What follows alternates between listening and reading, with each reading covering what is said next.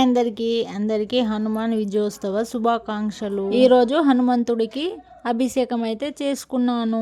ఇంకా అభిషేకం చేసుకునేటప్పుడు ఇలా సాంగ్ అయితే పాడుకున్నాను నాకు వచ్చినట్లుగా. శాస్త్రాసనిధిలో అభిషేకం, ధర్మ శాస్త్రాసనిధిలో అభిషేకం, శాస్త్రాసనిధిలో అభిషేకం, ధర్మ శాస్త్రాసనిధిలో అభిషేకం. ఆవు పాలు తెచ్చినాము అంజయ్య, నీకు పాలాభిషేకమయ్యా అంజయ్య.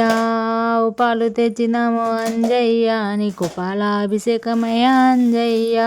శాస్త్రాసనిధిలో అభిషేకం, ధర్మ శాస్త్రాసనిధిలో అభిషేకం, శాస్త్రాసనిధిలో అభిషేకం, ధర్మ శాస్త్రాసనిధిలో అభిషేకం. ఆవు నెయ్యి తెచ్చినాము అంజయ్య, నీకు నెయ్యి అభిషేకమయ్యా అంజయ్య.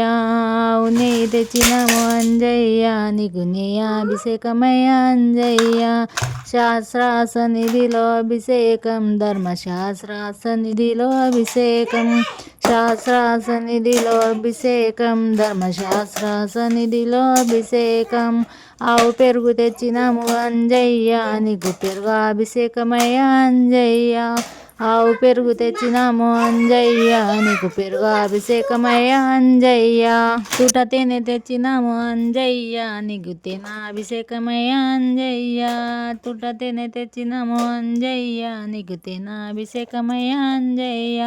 శాస్త్రాసనిధిలో అభిషేకం, ధర్మ శాస్త్రాసనిధిలో అభిషేకం, శాస్త్రాసనిధిలో అభిషేకం, ధర్మ శాస్త్రాసనిధిలో అభిషేకం.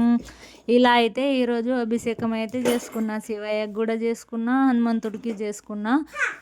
మీరు ఎలా చేసుకున్నారో నాకు కామెంట్ చేసి చెప్పండి. మీ ఇంట్లో పూజ హనుమాన్ జయంతి 2 సార్లు ఎందుకు జరుపుకుంటారో తెలుసా మీకు?